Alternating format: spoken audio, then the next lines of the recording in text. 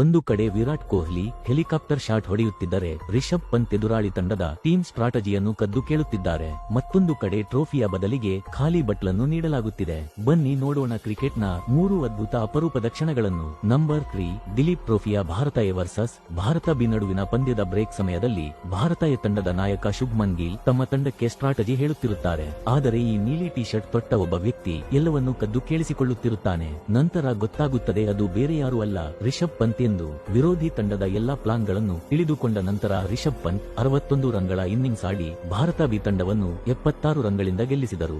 Number 2, Sri Lanka ವಿರುದ್ಧ Virat 126 run ಗಳಿಸಿದ್ದಾಗ ಒಂದು ಅದ್ಭುತ ಹೆಲಿಕಾಪ್ಟರ್ ಶಾಟ್ ಹೊಡೆಯುತ್ತಾರೆ. ಆ ಶಾಟ್ ಅನ್ನು ನೋಡಿ ಮೈದಾನದಲ್ಲಿ ಕುಳಿತಿದ್ದ ಪ್ರತಿಯೊಬ್ಬರು ಶಾಕ್ ಆಗುತ್ತಾರೆ.